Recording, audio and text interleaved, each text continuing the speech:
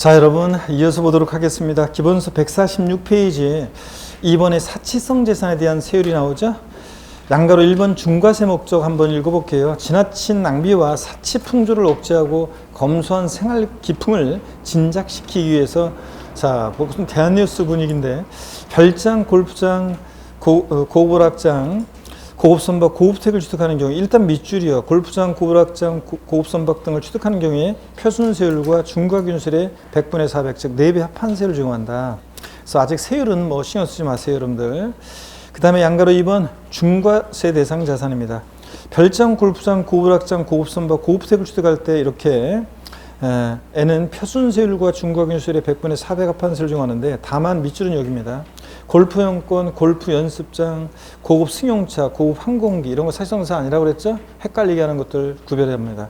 법인의 비업무용 토지 취득할 때 사실상재산에 해당하지 않는다, 밑줄 쫙입니다. 그래서 골프장이 사실상재산인데 골프연습장, 골프회원권 사실상재산이라고 슬쩍 집어넣어요.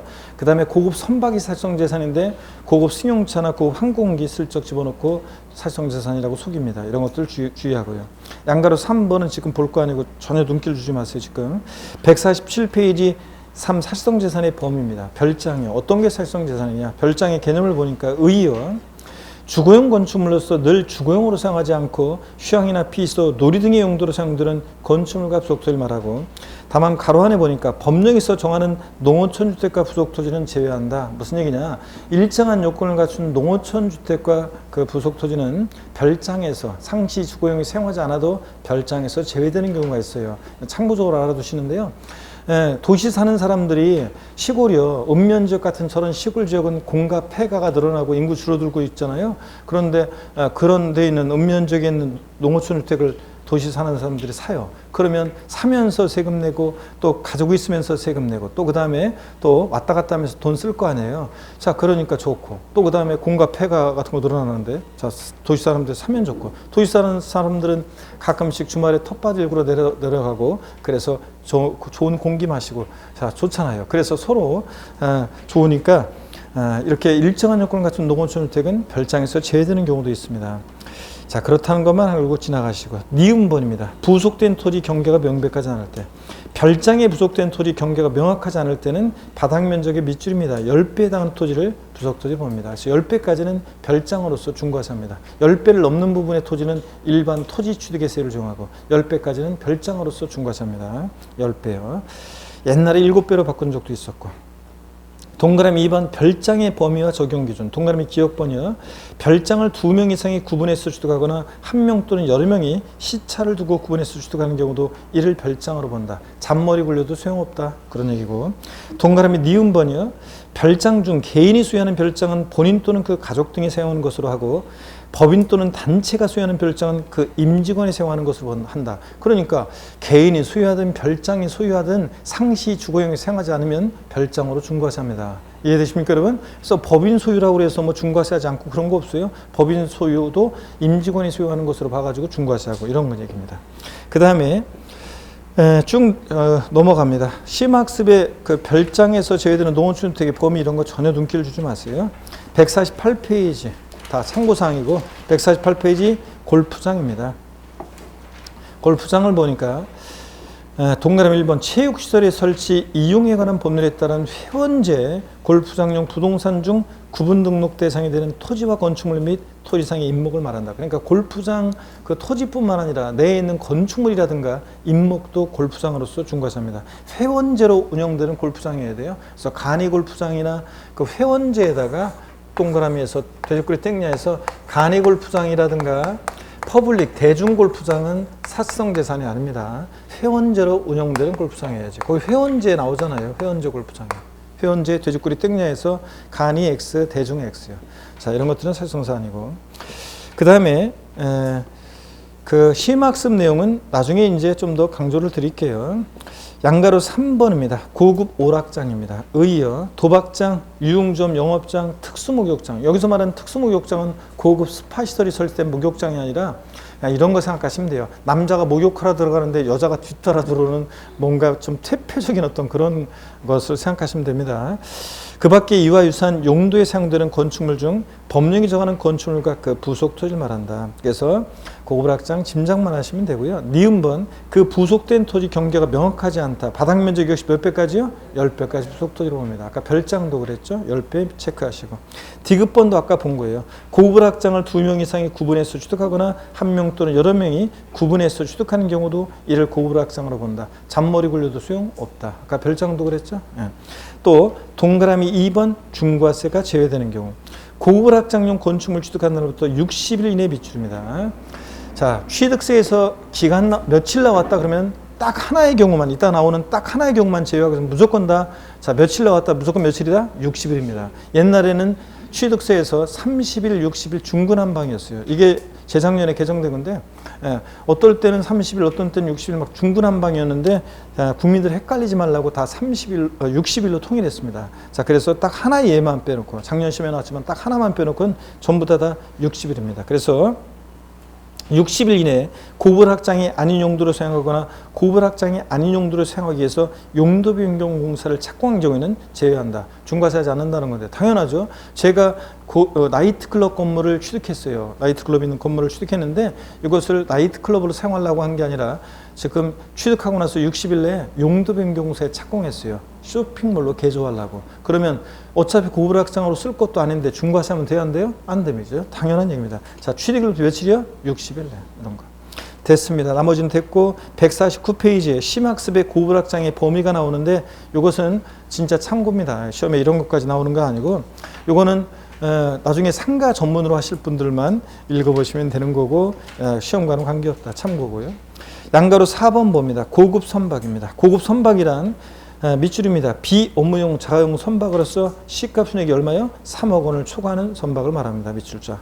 그래서 다만 실험, 실습 등의 용도의 생활 목적으로 취득한 것은 제외한다. 그러니까 비업무용 자가용 선박이어야지 연구용 학술용 선박이나 영업용 선박은 제외하고 시가 순액 3억 원은 초과하는 선박이고요. 밑줄. 양가로 5번 고급주택이요. 자, 개요가 나오는데 그 팁을 좀 보세요. 고급주택은 보조단 봅니다. 취득세만 중과세하고 재산세는 고율의 세율을 정하지 않는다. 고급주택은 어디서만 중과세한다고 그랬어요? 취득세만. 다른 세목에서는 고급주택이라고 해서 달리 취급하면 무조건 틀려요. 취득세만 중과세다. 그래서 이게 제일 중요하고요. 고급주택의 요건보다도 자, 고급주택의 개요를 보니까 동그라미 기억번 지방세법상 살성재산의 하나인 고급주택은 취득세에서 중과 대상이 되며 단독 공동주택으로 구분하여 규정되어 있다. 니은번 다만 2명 이상이 구분해서 취득하거나 1명 또는 여러 명이 시차를 두고 구분해서 취득하는 경우 고급주택으로 본다. 잔머리 굴려도 소용없다. 아까 봤죠? 별장 고불학장에서도. 2번도 부속된 토지 경계가 명백하지 않을 바닥 면적 몇 배요? 10배까지 부속 토지를 봐서 중과세합니다. 아까 별장도 나왔고 고급락장도 그렇고 고급택도 그렇고 그 부속 토지 경계 불명하면 바닥 면적이 무조건 몇 배예요? 10배까지 부속 토지를 봐서 중과세합니다. 그 다음에 중과세 제외되는 경우 봅니다. 주거용 건축물 취득한 날부터 60일 밑줄이요. 그리고 가로 생략하고 아래로 두 줄 내려와서 이내에 주거용이 아닌 용도로 사용하거나 고급택이 아닌 용도로 사용하기 위해서 용도 변경사를 착공한 경우는 제외한다. 고급택으로 쓸 것도 아닌데 취득해서 지금 레스토랑으로 만들려고 개조하고 있어요. 자, 그러면 중과세하면 안 되겠죠? 그래서 당연합니다. 아까 고급락장하고 똑같은 얘기예요. 넘어갑니다. 고급주택의 요건이 나오는데요. 요건이 심학습에 나오는데 그렇게 중요하지는 않는데 그래도 올해 개정이 있었기 때문에 한번 봅니다. 고급택의 요건이요. 그 자세한 단독주택과 공동주택의 요건에서 공통적으로 가액 요건이 따라 나오는데 두 번째 줄 끝에 보니까 취득 당시 시가 표준액이 9억 원 초과하는 경우 밑줄이에요. 그래서 이게 6억이었다가 올해 몇 억으로? 9억으로 바뀌었어요. 고급택의 요건이. 그래서 가액 요건이. 그래서 요거만 좀 알아둡니다. 그래서 고급택 요건이 이제 6억이었다가 9억으로 올해 개정됐다. 요거만 주의합니다. 바꾸면 6억으로 바꾸겠죠? 네, 9억 초과하는 주택입니다. 그래서 밑줄이고 나머지는 됐습니다. 그리고 그 심학습 아래에 고급택 별장의 세목별 중과세가 나오는데 기초입문과정을 배웠던 분, 한 바퀴 돌았던 분은 무슨 말인지 이해가 되실 건데 처음 하시는 분은 이해가 안 될 수 있는데 한번 별 표시해놓고 그냥 봐놓는데요. 고급주택은 취득세에서만 중과세 한다고 그랬죠. 등록면허세는 애초에 사성재산에 대한 중과세 규정이 없어요. 등록면허세에서 고급주택 별장 이런 거 등록할 때 중과세 한다 틀립니다. 재산세에서는 고급주택은 일반주택과 똑같아요. 고율의 세율을 정하지 않아요. 그러다 보니까 종합부동산세에서도 일반주택과 똑같이 고급주택 종부세 대상이 됩니다. 근데 별장이요. 취득세에서 당연히 중과세하고 등록면허세는 중과세 규정 없고 재산세에서 고급주택과 달리 별장은 사성재산으로 별장, 고불악장, 골프장, 고급선박은 고율의 세율이 적용돼요. 이미 재산세에서 4% 고율로 과세했기 때문에 종부세 대상에서는 제외합니다. 이미 중과세했는데 또 종부세 대상에 대해서 고율의 세율을 정하면 너무 가혹하니까 제외합니다. 그래서 이렇게 해서 표 알아두시고 이거 중요한 건데 나중에 이제 한 바퀴 다 돌고 그러면 이해가 될 거예요. 이렇게 또 계속 반복할 거고요. 과밀역 적원형 내 중과세와 대도시 내 중과세는 우리가 다음에 심화과정 때 자세히 제가 설명을 드릴 거예요. 자, 3, 4월 달에 일단은 넘어갑니다. 쫙 과감하게 넘기세요, 여러분들.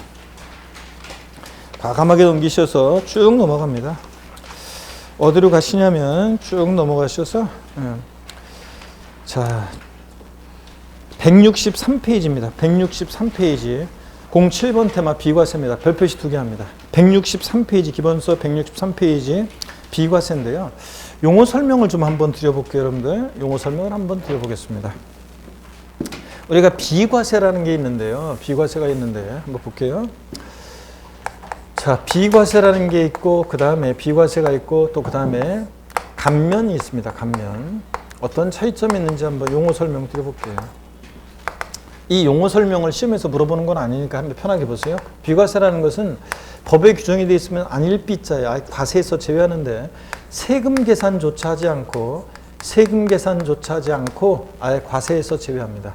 자, 이거는 비과세하게 해달라고 신청할 필요도 없고요. 아예 규정이 되어 있으면 애초에 과세에서 제외합니다.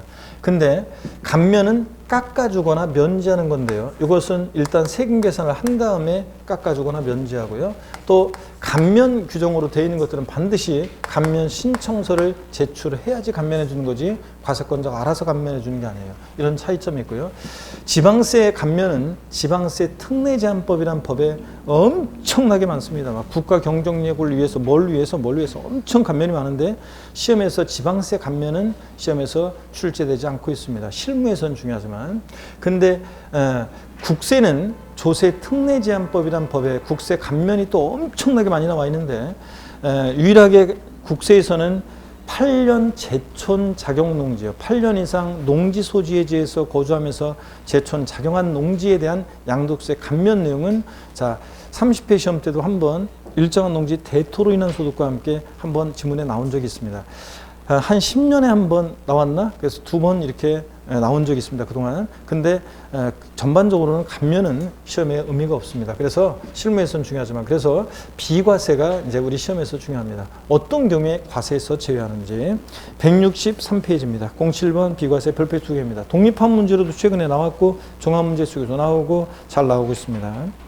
국가 등에 대한 비과세를 봅니다. 1. 국가 등의 직접 취득이요. 중요하지만 여러분 중요하지만 이 당연한 거예요. 한번 볼까요? 동그라미 1번 국가지자체 가로 안에 다른 법률에서 국가지자체로 의제되는 법인은 제외한다. 그러니까 원래부터 국가지자체지 국가지자체가 아닌데 법인인데 국가지자체로 의제 법령에서 봐주는 법인은 제외하고 지방자치단체 조합 외국정부 및 주한 국제기구의 취득에 대해서는 취득세를 부과하지 않는다. 당근이죠? 국가 등이 자기를 위해서 취득할 때 자기가 자기한테 세금 낼 수는 없잖아요. 비과세입니다. 동그라미 2번. 다만 살짝 체크합니다. 대한민국 정부기관 취득의 과세는 외국 정부 취득에 대해서는 취득세를 부과한다. 우리 정부가 일본 가서 대사관 부지로 쓰려고 문화원 부지로 쓰려고 일본에 있는 부동산을 취득합니다. 우리 정부기관이. 근데 일본 정부가 우리 정부기관 취득에 과세를 해. 그럼 일본 정부가 우리나라 와서 뭘 취득할 때 우리도 어떻게 하고? 과세하고요. 우리 정부기관 취득에 대해서 일본 정부가 비과세를 해줘. 그럼 일본 정부가 우리나라 와서 뭘 취득할 때 우리도 어떻게 해주고? 비과세 해주고.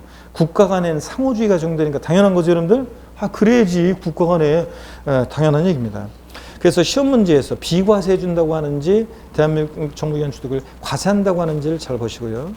2번 국가 등의 귀속 또는 기부 찬합입니다. 이것도 당연합니다. 동그라미 1번 밑줄입니다. 국가지자체 또는 지자체 조합에 귀속 또는 기부 찬합을 조건으로 취득하는 부동산 및 밑줄이고 그 아랫줄 사회 기반 시설에 대해서는 취득세를 부과하지 아니한다 밑줄짝이요. 자, 이것도 당연한 거지. 제가 부동산 취득했는데요. 서울특별시에 기부 찬합하려고 청소년을 위한 노숙자를 위한 쉼터로 써주십시오. 부동산 기부 찬합하는데 거기다 대고 세금 내라고 하면 안 되잖아요. 어차피 서울 것이 특별시 것이 될 건데 또 제가 도로 만들어서 국가에 기부 찬합하는데 아 애국자십니다. 그러면서 세금 내라고 하면 안 되잖아요. 그러니까 당연합니다. 국가지자체 지자체 조합에 귀속 또는 기부 찬합할 조건을 취득하는 부동산 및 다른 거 아니고 부동산 및 사회 기반 시설 취득은 비과세입니다. 취득세를. 그 다음에 동그라미 2번이요. 밑줄입니다. 다만 다음에 어느 하나에 해당하는 경우에는 해당 부분에 대해서는 취득세를 부과한다. 동그라미 1번이요. 국가 등의 귀속 등의 조건을 이행하지 아니하고 타인에게 매각 증여하거나 귀속 등을 이행하지 아니하는 것으로 조건이 변경됐어요. 기부 찬합한다고 취득세만 비과세 받고 약속 안 지키면 당연히 어떻게 합니까? 과세지. 동그라미 니은번이 시험에 나오는데 밑줄입니다. 국가 등의 귀속 등의 반대급부로 국가 등이 수여하고 있는 부동산 및 사회기반 시설을 무상으로 양여받거나 기부 찬합 대상물의 무상 사용권을 제공받으면 순수한 기부 찬합이 아니잖아요. 그러니까 이런 경우도 과세합니다. 시험에서 뻔하지 뭐. 이런 경우에는 비과세한다고 바꾸겠죠. 그래서 반대급부가 있기 때문에 무상 사용권을 제공받았다 과세합니다. 그 다음에 형식적 취득 등에 대한 비과세입니다. 1번 신탁재산의 취득. 첫 번째 줄부터 밑줄입니다. 신탁법에 따른 신탁으로서 신탁 등기 병행되는 것만 해당하는데 으로 인한 신탁재산의 취득으로서 다음에 어느 해당하는 경우는 취득세를 부과하지 않는다. 밑줄이고 어떤 경우냐? 동그라미 1, 2, 3번 취득의 개념할 때 제가 설명을 드렸던 거예요. 위탁자로부터 수탁자에게 신탁재산을 이전하는 경우에 수탁자 대외적으로만 소유권 이전했지 믿고 맡은 것뿐이잖아요. 취득세 과세되지 않습니다. 2번 신탁의 종류로 인해서 수탁자로부터 위탁자에게 신탁재산 이전하는 경우 믿고 맡겼다가 덜 받은 것뿐이잖아요. 과세되지 않습니다. 3번 수탁자가 변경돼서 신수탁자에게 신탁재산 이전하는 경우 얘도 믿고 맡았다가 돌려줘야 되잖아요. 그죠? 그러니까 취득세 과세되지 않습니다. 넘기지 말고요. 결론은 그래서 신탁법에 의한 신탁재산 취득은 취득세 과세되지 않습니다. 근데 다시 올라가서 신탁재산의 취득 본문 세 번째 줄 다만 밑줄입니다. 신탁재산의 취득 중 주택조합 등과 조합원 간의 부동산 취득 및 주택조합 등의 비조합원형 부동산 취득은 제외한다. 즉 과세한다는 얘기인데 우리 납세무자에서 배웠잖아요. 자, 주택조합이 조합원용으로 취득하는 조합주택용 부동산은 누가 납세무자? 조합원. 비조합원용 부동산은 누구? 조합. 배웠잖아요. 그래서 이거 시험에 최근에 2번 나왔는데 이런 경우 비과세한다면 틀려요. 과세합니다. 주택조합과 조합원 간의 신탁재산 취득은 과세다. 요거. 자, 넘어갑니다. 164페이지. 오늘은 비과세에 관해서 이렇게 맛배기로 보면서 대충 또 눈에 익혀둡니다. 완벽하게 뭐 기억 못하고 해도 괜찮아요. 정교하게 또 다음에 계속 반복할 거니까. 164페이지 넘어가시면 환매권 행사와 관련한 것은 여러분들이 민법에서 좀 환매에 관련한 거 배우고 오시면 나중에 또 좀 설명드리고요. 3번 임시건축물 취득입니다. 1번 밑줄입니다. 임시행정장, 공산정사무소 등 임시건축물 취득에 대해서는 취득세를 부과하지 않습니다. 얼마 있으면 없어질 거니까 취득세 비과세예요. 동그라미 2번 밑줄입니다. 다만 존속기간이 1년을 초과하는 경우에는 취득세를 부과한다 밑줄이요. 그래서 임시건축물 존속기간 1년 이내일 때 비과세예요. 1년을 초과할 땐 과세예요. 나중에 계속 이걸 비교해서 세율과 묶어가지고 나중에 이제 설명을 계속 드릴 거예요. 비교해서 판서해 줄 건데 오늘은 그냥 임시건축물 존속기간 1년 이내일 때는 얼마 있으면 없어질 거니까 비과세예요. 근데 1년을 초과할 때는 임시건축물도 어떻게 한다? 과세한다. 이 정도만 알고 갑니다. 그래서 시험에서 임시흥행장 공산장 사무소 등 존속기간, 공산장 사무소 등 임시건축물은 존속기간에 관계없이 취득세를 비과세한다면 틀려요. 1년 이내면 비과세고 초과하면 과세입니다. 그 다음에 4번 개수로 인한 취득입니다. 주택법 규정에 따른 공동주택의 개수, 계속 밑줄입니다. 가로 중요합니다. 대수선 제외하고 로 인한 취득 당시 시가 순액이 9억 원 이하인 주택과 관련한 개수로 인한 취득은 취득세를 부과하지 않습니다. 단독주택 아니고 공동주택 개수로 인한 취득은 취득세를 비과세하는데 단 대수선은 제외예요. 그래서 항상 대수선 포함인지 제외인지 꼭 확인하셔야 돼요. 그래서 시험에서 공동주택 대수선으로 인한 취득은 취득세를 부과하지 않는다면 틀려요.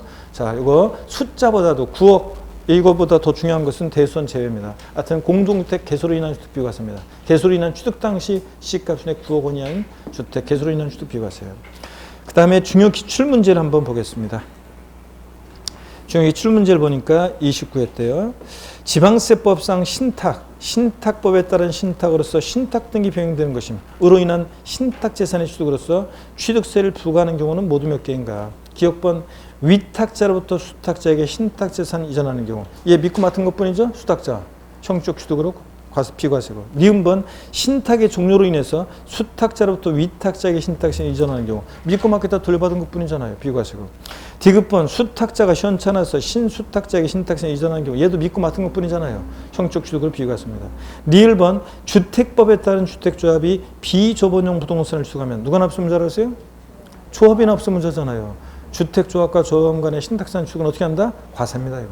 자, 그래서 리을번은 과세입니다. 그래서 과세되는 건 딱 하나인가요? 네, 리을번 하나입니다. 그래서 2번이 정답이 되겠습니다. 그 다음에 여러분요. 165페이지 08번 납세 절차입니다. 별표시 3개 합니다. 여러분들. 납세 절차는 뭐 항상 시험에 독립화 문제도 나오고 종합 문제도 나오고 항상 잘 나옵니다. 그래서 별표 3개고 고기 한번 드십니다. 여러분들. 목운동 다시 한번 합니다. 네. 아이고 참. 네. 반대로도 돌리시고 그 다음에 허리도 좌로 우로 돌립니다. 여러분들. 네. 자, 기지개도 화끈하게 제끼시고 네, 좋습니다. 여러분들. 어깨도 돌리시고요. 자, 시간이 참 빠르죠. 여러분들. 새해 2021년 진짜 새해 또 우리가 뭐 예전처럼 새해를 맞이하지는 못했지만 그래도 새해가 밝았는데 금방 또 1월이 다 가고 2월로 가고 있습니다. 설 명절 어쩌고 저쩌고 하다 보면 금방 2월도 가고 지금 벌써 남녘에서는 매화꽃이 핀다고 하고 막 그러죠. 좀 있으면 산수유 막 구례 이런 데서 산수유가 막 피어나고 막 그럽니다. 좀 있으면. 그러다 보면은 이제 우리가 살고 있는 이곳도 겨울이 끝날 것 같지 않은 이쪽도 이제 서울이나 이쪽도 지나다니다 보면 이제 산수유가 피고 여기도 진달래가 피고 그러면서 이제 막 시간이 막 그렇게 흘러갑니다. 오용부용 하다 보면 그냥 막 여름이 되고 막 그런데요. 이 시간이 참 빠른 것 같습니다. 그래서 특히 공부할 때는 시간이 더 빨리 갑니다. 그래서 이 겨울에 너무 뭐 욕심내서도 안 되겠지만 너무 또 회의해서도 안 되고 강의를 빠짐없이 수강하는 게 지금은 중요해요. 지금 완벽하게 뭐 안 되고 뭐 이런 거 뭐 이해하고 뭐 그러려고 하면 힘만 들으니까 그냥 하여튼 강의를 빠짐없이 수강하고 반복해서 보고 그냥 눈에 익혀놓고 이렇게 했다가 가면은 이제 그게 3, 4월, 5, 6월 되면서 계속 이제 내 것이 돼 갈 겁니다. 그래서 빠짐없이 수강하는 것이 제일 지금 현재는 덕목입니다. 그래서 지금 어떻게 공부해야 되나요? 막 저는 막 어떤 수강생분은 똑같이 수업을 들었는데 귀에 쏙쏙 들어온다고 하는데 어떤 수강생분은 하나도 모르겠는데 이런 분들이 계시죠. 어떻게 할까요? 막 복습을 연락이 해야 되는 건가요? 아니면 강의를 계속 반복해서 들어야 되나요? 아니면 뭐 하면서 막 그 고민하시는 분들 계시는데 고민할 필요 없습니다. 지금 최고의 덕목은 강의를 그냥 빠짐없이 일단 듣고 완강하는 게 중요해요. 나 다 들었어. 기초인문과정 기본 이론을 다 들었어. 이게 중요해요. 그래서 이제 다 듣고 그다음에 이제 그 반복해서 이제 그 공부했던 것들을 눈에 자꾸 익혀두면 그러면 이제 3, 4월 되면서 또 내용들을 배우겠지만 또 새로운 내용들을 배우겠지만 다시 배웠던 내용을 또 배우는 내용들은 이제 눈에 들어오기 시작할 거예요. 그러면서 전국모의사를 봤어요? 그랬더니 점수는 또 안 나와요.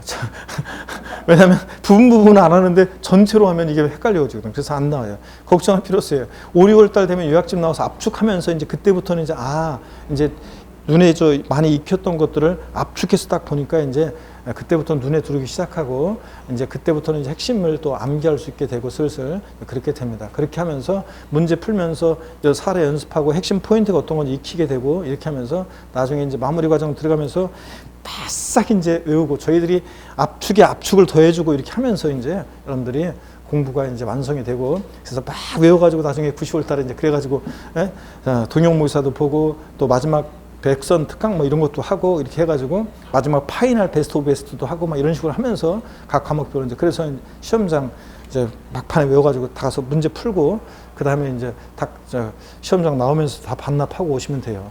예? 그렇지 뭐 시험장에다 반납하고 오면 되는 거지. 그걸 뭐 굳이 다 갖고 오면 복잡하게.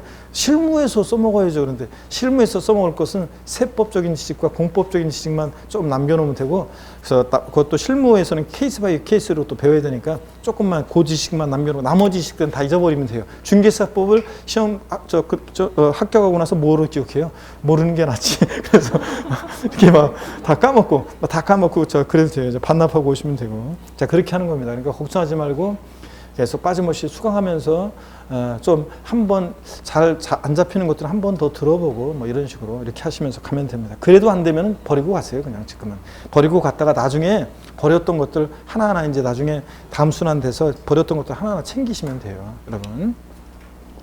자, 165페이지 08번 납세절차 별표 3개 하셨으면 먼저 납세지입니다. 이게 어떤 거냐면 납세지는 세금 납부의 장소인데 관할에 관한 건데 한번 보겠습니다.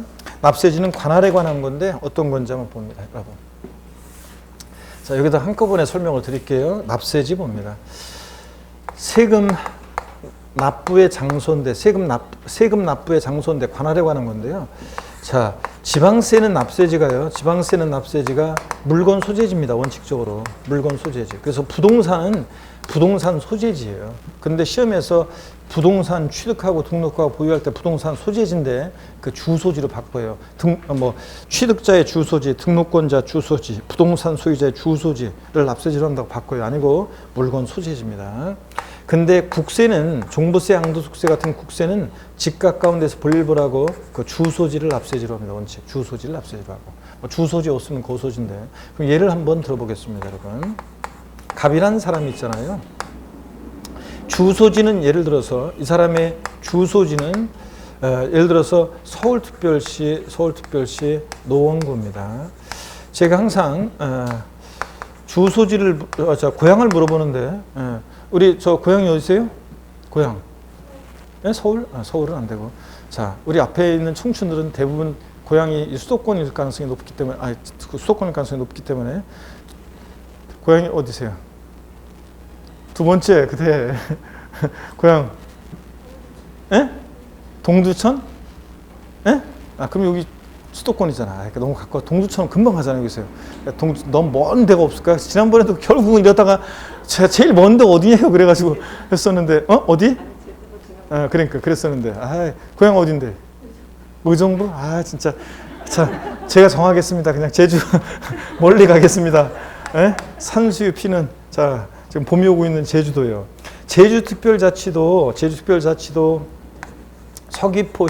서귀포시에 어떤 부동산을 취득합니다. 취득세는 특별자치도와 특별자치시가 있는 곳은 무조건 특별자치도와 특별자치시입니다. 취득세는 어디다 내겠습니까? 제주특별자치도를 납세지로 합니다. 자, 근데 이 제주특별자치도 서귀포시에 있는 부동산에 대해서 저당권 설정한다, 뭐 말소 등기한다 그런 거 할 때 저당권 설정 등기, 말소 등기 등을 합니다. 그럴 때 등록면허세는 어디다 내느냐? 어디다 냅니까? 등록면허세 과세유치는 구도였죠. 특별시, 광역시에서는 구, 도가 있는 곳에서는 도. 자, 특별자치도와 특별자치시는 무조건 어디입니까? 특별자치도입니다. 그래서 제주도를 등록면허세 납세지로 합니다.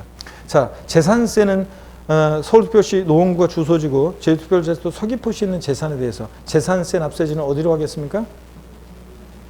역시 재산세는 과세주체가 시군구인데 시장군수구청장인데 특별자치도와 특별자치시는 무조건 어디입니까? 제주특별자치도입니다. 서귀포시가 아니에요. 특별자치도와 특별자치시는. 자, 그래서 이렇게 납세지로 합니다. 그러면 이 갑이라는 사람이요. 서울에 있는 부동산과 제주도에 있는 부동산을 합쳤더니 종합부동산세 납세자가 됐습니다. 종부세는 어디다 어느 관할세무서에 내겠어요? 노원구 관할세무서에 서귀포 관할세무서예요. 그렇습니다. 국세는 이 먼 보세요. 제주특별자치도 서귀포시까지 비행기 타고 가가지고 여기 관할세무서에 세금을 내든 집 가까운 노원구 관할세무서에 내든 어차피 국세는 국고로 귀속하니까 자 주소지 관할세무서를 납세지로 합니다. 이 제주도에 있는 부동산을 팝니다. 양도소득세는 어느 관할세무서를 납세지로 하겠습니까? 양도소득세 팔 때. 예? 똑같아요. 역시 일로 뭐라고 먼 데까지 가요? 역시 양도소득세도 주소지 관할 세무서입니다. 그래서 주소지고 지방세는 그 지자체로 돈이 가야 되니까 물건 소재지를 납세지를 하는 거고요. 이겁니다, 여러분들. 그래서 어떤 주부 수강생이 그랬다고 그랬잖아요. 교수님, 제가요 지방에 땅이 있는데요. 근데 저희 집으로 재산세 거기서 오동거려? 그러면서 지나간 주부 수강생이 있다는데. 그러면 제주특별자치도 서귀포시에 있는 어떤 재산에 대해서 제주특별자치도지사가 재산세 세금 계산해서 납세 고지서를요. 그럼 여기 서귀포시의 중간산 지역에 거기 뭐 땅이 있다고 그래요. 그럼 거기 중산간 지역에 땅 거기 뭐 차도 안 다니는 그런 데까지 공무원이 와가지고 뭐 오토바이를 타든 자전거를 타든 말을 타든 와가지고 거기 땅 위에다가 이거 던져놓고 가요, 여러분들. 고지서를 집으로 보내준 것뿐이지 주소지로. 세금 내면 어디로 갑니까? 제주도로 갑니다. 자, 이런 얘기입니다. 그래서 하여튼 지방세는 물건소지, 국세는 주소지 이겁니다. 자, 그러면 교재 보겠습니다. 165페이지 1 납세지요. 취득세 납세지는 여기가 포인트입니다. 취득 물건 소재지입니다. 취득 물건 소재지, 특별시, 광역시, 도, 특별자치도, 특별자치, 시다 이거요. 즉 취득세는 해당 취득 물건 소재지의 지자체에서 그 취득자에게 부과하는 건데요. 과세 대상에 따른 납세지 먼저 부동산 취득했을 때 밑줄입니다. 부동산 소재지입니다. 소유자의 주소지 아니에요. 취득자 주소지 아니에요. 부동산 소재지입니다. 그렇죠. 나머지는 다 참고적으로 보는 거고요. 넘어갑니다. 166페이지 가니까 양가로 9번 회원권이요. 회원권은 그 시설 소재지입니다. 골프회원권 취득했다. 골프장 소재지. 승마회원권 취득하면 승마장 소재지. 이렇게 시설 소재지라는 거 보시고. 2번 납세지가 불분명한 경우. 납세지가 분명하지 아니한 경우에는 밑줄입니다. 취득 물건 소재지를 납세지로 합니다. 취득 물건 소재지 밑줄. 3번 둘 이상의 지자체에 걸쳐 있는 경우요.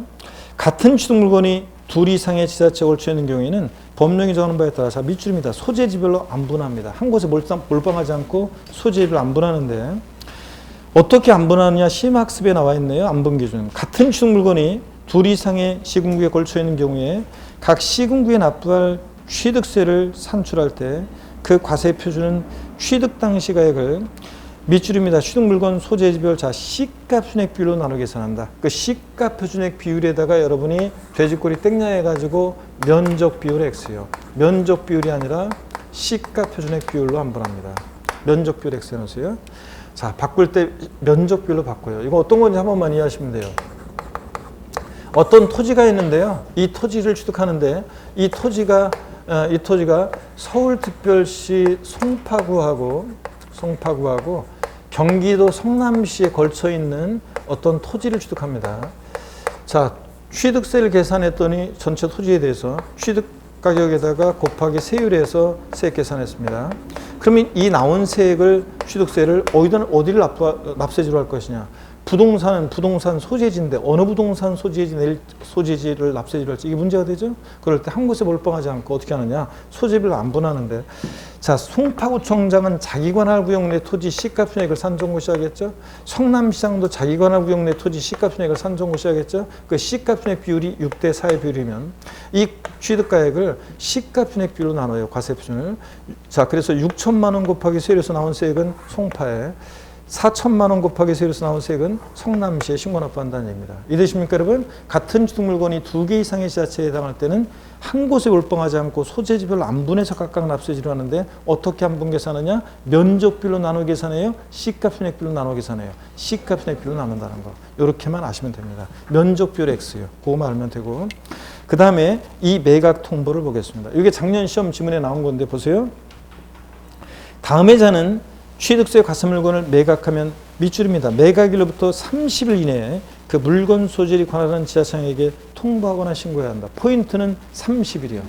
자, 어떤 자들이 매각했을 때요? 국가지자체, 지자체 조합. 2번 국가지자체 투자기관 등이 매각하면 매각일로부터 30일 내에 통보하거나 신고해 주게 되어 있습니다. 여러분 저를 보세요. 작년에 제가 제 강의 들었던 분들 제가 그랬어요. 자, 취득세가 30일, 60일이었다가 다 60일 통일이 됐다. 그래서 30일 나오면 무조건 틀리다. 근데 딱 하나, 요 예외가 있다고 그랬잖아요. 딱 하나 요거만. 자, 그래서 요 경우만 국가자치 등이 매각하면 요거만 며칠이라고 그랬어요? 30일이라고 그랬습니다. 왜냐하면 우리 같은 납세무자가 신고 납부할 때는 어떤 때는 30일, 어떤 때는 60일 헷갈리니까 국민들 헷갈리지 말라고 또 60일로 통일했는데 근데 국가나 자체는 제가 작년에도 강의할 때 그랬어요. 국가나 자체는 헷갈릴 리가 없잖아요. 그러니까 그냥 그대로 안 바뀌고 요건 며칠이다? 30일이다. 그래서 요거 하나만 30일이고 취득세에서 며칠 나왔다? 무조건 며칠이다? 60일입니다. 그래서 올해 시험에서도 똑같아요. 요거 하나만 30일이고 요거 빼놓고는 우리가 신고할 때 30일 나와 있으면 무조건 틀려요. 다 며칠이다? 60일입니다. 요것만 빼놓고요. 자, 그 다음에 167페이지 징수 방법인데요. 중요한 건데 하려고 그랬더니 자, 그 복습도 해야 되고 자, 배도 고프고 그래서 자, 오늘 징수 방법까지 나가려고 그랬더니 그러면 또 너무 배고파요. 징수 방법 다음 주에 징수 방법 배우고요. 그 다음에 중요합니다. 징수 방법하고 등록면허세 다 보고 재산세로 넘어가도록 하겠습니다. 하여튼 오늘 여기까지 합니다. 자, 오늘 여기까지 하는데 집에 가는 건 아니고 복습을 하고 가야죠, 여러분들. 잠깐만요. 자, 고개를 드시고 한번 봅니다. 우리 취득 시기를 오늘 배웠어요. 어느 때 취득했다고 볼 것이냐. 취득 시기를 배우는데 각종의 스토리로 상상하면서 기억하시면 돼요. 매매 같은 유상승계시등 원칙 언제다? 계약상 잔금주일. 명시가 안 됐다? 계약일로부터 며칠? 60일 경과하는 날. 등기일 아니에요. 그 다음에 언제나 항상 계약서와 상관없이 사실상 잔금주의를 취득시라는 경우가 있는데 아무 때나 인정하지 않고 객관적 취득만 인정한다. 머리글자를 따서 어떻게 외웠다? 국수, 공판, 법의 경우만 자, 사실상 잔금주의를 취득시합니다. 근데 부동산 거래 신고 등한 법률에서 검증받은 취득은 객관성은 있지만 헷갈린다고 취득시 언제로 한다? 계약상 잔금주의로 한다. 그렇죠, 여러분들? 이런 것들 설명 다 드렸고, 그 다음에 이런 날들 이전에 등기일이 빠르면 언제를 취득시로 한다? 등기일이다. 그래서 이런 표현 중빠른 날. 아까 개인 간 부동산을 유상승계시하겠다. 계약상 잔금주일과 등기일 중 빠른 날. 맞죠? 국가나 자치로부터 부동산을 유상승계시한 경우 취득 시기는 사실상 잔금주일과 등기일 중 빠른 날. 맞죠, 여러분들? 자, 공매 경매 방법으로 취득했다. 사실상 잔금주일과 등기일 중 빠른 날. 맞죠, 여러분들? 취득 시기 중 빠른 날고 맞다는 거. 자, 그 다음에 계약 해제요. 유상승계 취득이나 무상승계 취득이나 등기 등록하지 아니하고 계약 해제가 되고 해제된 사실이 화해조서나 인락조서, 공정증서 등으로 입증될 때 취득한 것으로 보지 않습니다. 등기가 된 경우에는 계약 해제하고 입증이 되더라도 취득한 것으로 본다는 거. 그래서 등기 됐는데 계약 해제가 되고 입증이 될 때 취득한 것으로 보지 아니한다. 이러면 틀려요. 등기 된 경우에는 계약 해제하고 입증이 되더라도 취득한 것으로 봅니다. 등기 등록하지 않고 해제되고 입증이 될 때 취득한 걸 보지 않는 거죠. 그 다음에 우리 연부취득의 경우에는 매회 지급 때는 사실상 연부금 지비를 취득시래요? 계약상 연부금 지비를 취득시래요? 네, 사실상 연부금 지비를 취득시합니다. 계약상 X라는 거. 등기일이 빠르면 등기일이고요. 그 다음에 증여 같은 무상취득은 원칙 언제다? 계약일. 증여는 계약일이다. 낙성분리식 계약이라고 했죠? 계약일. 등기일 아니라는 거. 상속, 상속계실. 유증은 유증계실. 이런 것들. 똑같아요. 무상승계취득도 계약 해제는 똑같습니다. 등기 등록하지 않고 계약 해제가 되고 입증이 될 때 취득한 걸로 보지 않는 거지.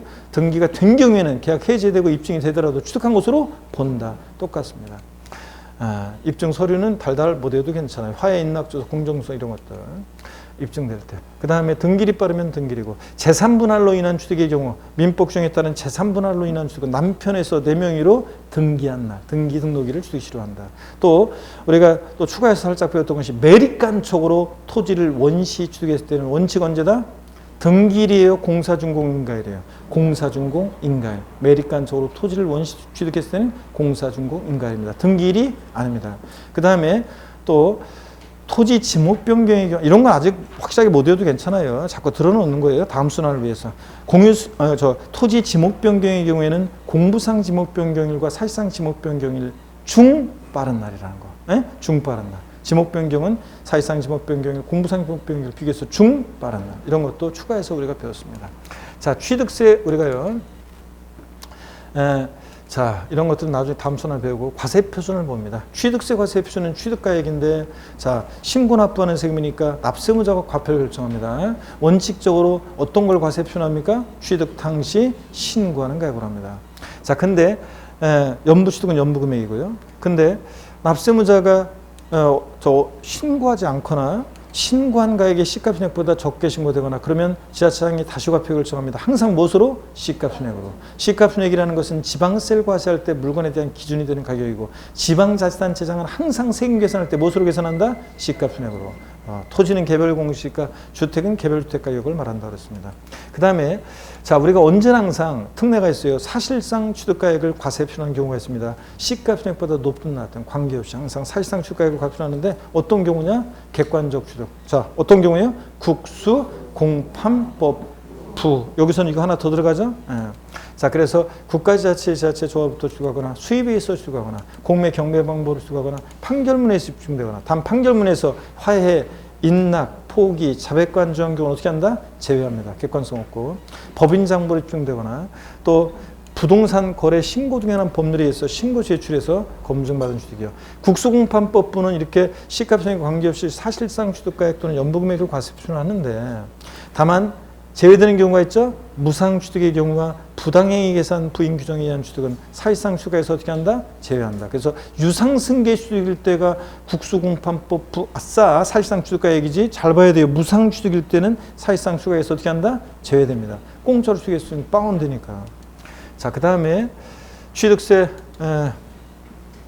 부동산 거래 신고등한 법률에 의해서 신고제 검증받은 취득. 이 검증이 제대로 안 돼요, 사실은. 기계적으로 해요. 그러다 보니까 그렇지만 어떻든 간에 그 국수공판법 부니까 사실상 취득가액을 과세 표현하는데 그래서 신고가 되는데 나중에 관할 세무서로부터 통보받은 자료라든가 다시 법령에 의해서 조사를 제대로 해봤더니 그 확인된 금액이 보다 이 사실상 취득가액이 작으면 뭘 과세 표현한다? 확인된 금액으로 한다는 거. 확인된 금액만 잘 기억해요. 바꾸면 사실상 취득가액으로 바꾸니까. 자, 그래서 취득 시기는 일반적 거래나 부동산 거래 신고에 따른 이 신고 세출로 검증받은 취득이나 둘 다 계약상 자금들인데 자 과세 표현에서 일반적 거래는 신고가액과 시가편액 둘 중 어떤 거? 큰 금액을 과세 표현하게 되고 그죠? 신고가액 시가편액이 미달하면 시가편액으로 신고가액이 시가편액부터 크면 신고가액으로 둘 중 큰 금액으로 근데 부동산 거래 신고 등에 관한 법률 검증받은 취득은 그 사실상 취득가액을 과세 표현합니다. 신고가액을.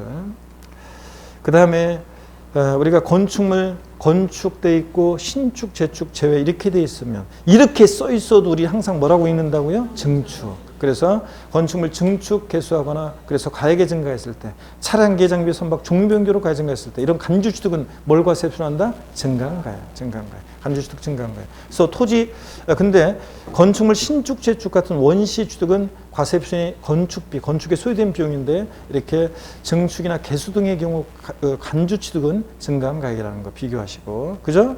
그 다음에 토지 지목 변경의 경우에 뭘 과세 표현합니까? 증가한 가액. 지목 변경 후의 시가편액과 전의 시가편액의 차액, 증가한 가액인데 단 판결문이나 법인 장부로 지목 변경이 등비용 집행될 때 뭐로 한다? 등비용으로 한다. 이런 것들 배웠습니다. 등비용으로. 그래서 비교하시고. 그 다음에 취득세 세율은 우리가 차등 비례세율 구조로 되어 있는데 그럴 때 취득세요. 우리 세율 표준세율의 50% 범위에서 가감 조정할 수 있고 그 다음에 같은 취득 물건이 2개 이상의 세율에 해당하면 그중 어떤 거? 높은 세율 정합니다. 낮은 세율 아니고 그죠? 그 다음에 취득세 부동산 취득에 대한 세율은 우리가 외웠습니다. 자 어떻게 외웠냐면 상산팔, 무독립 815, 유십20, 원팔, 030입니다. 다시 여러분 어떻게 외웠다고요? 상산팔, 무독립 815, 유십20, 원팔, 030이에요. 아직은 적용 못해도 이 스토리만이라도 익혀두고 외워두시면 자 다음에 계속 또 연습하면 돼요. 자 그 다음에 우리가 주택 유상거래는 취득의 경우에 조정대상 지역 내 1세대 1주택을 취득하거나 조정상 지역 외지역 같으면 1세대 2주택을 취득할 때 그 마지막으로 취득하는 주택이 조정상 지역 내냐 외냐에 따라 달라지는 건데요. 그럴 때 주택 유상거래 인한 취득 요거 연구하세요. 이런 경우에는 취득 가격이 6억 원이 하다 6억까지는 1%, 6억 초과 9억 원이 하는 복잡해요. 취득 당시 가격에다가 3분의 2억 원을 곱하고 3을 빼고 100분의 1을 곱하는 건데 하여튼 뭐만 기억하라고 그랬어요? 7억 5천일 때 취득세 표준세율 몇 프로다? 2%. 이렇게 계산하면 7억 5천일 때 2%. 그거만 기준으로 해서 1점 몇몇, 2점 몇몇 이렇게 기준 잡으라고 했습니다. 취득가격이 9억 원을 초과했다 몇 프로? 3%. 이거 딱 어떤 경우에 1에서 3% 주택 유상거래로 인한 취득세 세율이 적용되느냐? 조정상 지역 내 같으면 1세대 1주택 취득할 때만, 조정상 지역 외 지역은 1세대 몇 주택을 취득할 때만 2주택을 취득할 때까지만 이렇다. 그리고 다주택의 경우에는 중과세를 한다. 그래서 법인은 무조건 하여튼 법인이 주택을 취득하면 조정상 지역 내든 외든 관계없이 12% 중과세하는데, 개인의 경우는 조정상 지역 내일 때는 2주택은 8%, 3주택부터는 12%, 조정상 지역 외 지역은 1세대 2주택까지는 표준세율이고 1에 3%고 3주택일 때 8%, 4주택일 때 12% 이런 식으로 정된다. 한번 눈에 익혀둡니다, 여러분들. 좋습니다. 그리고 나머지 내용들은 지금 볼 필요가 없어요. 나중에 배울 거예요. 자, 그리고 여러분들 우리가 요거 표로 이제 외운 게 있어요. 뭐냐면 이런 거 외운 게 있는데, 자, 표준세율. 자, 우리가 취득세 표준세율, 자, 요 표요. 외운 거를 한 번씩 연습해 보시면 돼요. 상 3, 8, 무독립 8, 1호, 유십 20 이렇게요. 이런 식으로 연습을 해보세요. 표를 갖고서. 그래서 상속으로 농지를 취득했다 그러면 상3 2.3%고, 상속으로 농지 이외 부동산을 취득하면 상3 8이니까 2.8%고, 증여 같은 무상주택의 경우는 무독립 8, 1호, 비용이 사업자가 지원하여 기부받았다 무독립 8, 2.8, 일반인이 지원하여 기부받으면 무독립 8, 1호, 1.5%에다 2% 플러스해서 3.5%고, 유십 20 앞에 개요적인 거죠. 농지면 유십 1%에다가 등기비용 1%에다가 옛날 취득세 2% 플러스해서 3%, 농지 이외는 유십 20 2%에다 2% 플러스해서 몇 프로가 된다? 4% 일반적으로. 그 다음에 원시 취득, 건축물 신축 재축, 매립간 초기한 토지 취득 나왔다. 원시 취득은 원 8, 2.8%고, 그 다음에 03, 빵3, 03, 공유물, 합유물, 총유물 분할로 인한 취득은 03이니까 몇 프로? 2.3% 이렇게 됩니다. 자, 일단 스토리만 외워요. 상38, 무독립 815, 유십 20, 원8, 03시계 이렇게. 적용은 나중에 이제 다 하게 됩니다. 자, 그 다음에 중과세율, 취득세는 중과세율이 사실성 재산에 대한 중과세, 과밀력 적용의 중과세, 대도시내 중과세가 있는데, 오늘 자세한 건 안 배웠고 사치성 재산이 어떤 건지만 배웠습니다. 사치성 재산이 어떤 거냐? 별장, 고급 오락장, 골프장, 고급 선박, 고급택이다. 그럴 때 헷갈리게 하는 거, 골프 연습장, 골프 회원권 사치성 재산 아니에요? 고급 항공기, 고급 승용차 이런 거 사치성 재산이 아니라는 거 구별하고, 그 다음에 또 고급 주택은 어디서, 일단 별장, 고급 오락장, 고급 주택은요, 얘네들은 부속 토지 경계가 불분명하면 바닥 면적이 몇 배까지? 10배까지 부속 토지를 봐서 중과세하고, 자, 1인 또는 수인이 시차를 두고 구매해서 취득한다거나 뭐 그렇게 잔머리 굴려도 소용없고 중과세하고 뭐 이런 것들 배웠고, 그 다음에 또 얘네들이요, 고급 주택은 취득세만 중과세합니다. 다른 세목은 일반 주택과 똑같아요. 그럴 때 고급주택 요건이 올해 개정이 되는데, 가격 기준이, 자, 시가 순액 여기에 6억이었다가 얼마로 바뀌었다? 9억 초과로 바뀌었다. 9억 초과는 택으로 바뀌었다는 거예요. 이런 것들 정도 여러분들이 보시면 되겠습니다. 자, 그러면 됐고요. 그 다음에 우리 취득세, 우리 납세지, 지방세는 납세지를 어디로 한다? 원칙 물건 소재지. 국세는 어디로 한다? 주소지. 이런 것들. 부동산 소재지고 주소지 아니라는 거. 회원권은 그 시설 소재지를 납세지로 합니다. 같은 취득 물건이 2개 이상의 지자체에 걸쳐 있을 때는 소재지별로 안 분해서 각각 납세지로 하는데, 면적별로 나눈다, 시가편액별로 나눈다, 시가편액별로 나눈다. 이런 것들. 또 국가나 지자체 등이 매각하면 매각일로부터 며칠 내 그 지자체에 통보하거나 신고해주게 돼 있다? 30일. 요거만 30일이고 나머지는 취득세는 다 며칠이다? 60일이다. 요 정도만 여러분이 오늘 아시면 되겠습니다. 자, 이 정도 할 수 있겠습니까, 여러분? 네, 이 정도 하시면 되고, 우리 다음 시간에 또 뵙도록 하는데, 여러분한테 고생 많으셨고, 다음 주에 씩씩한 모습으로 다시 뵙도록 하겠습니다. 고맙습니다. 수고하셨습니다.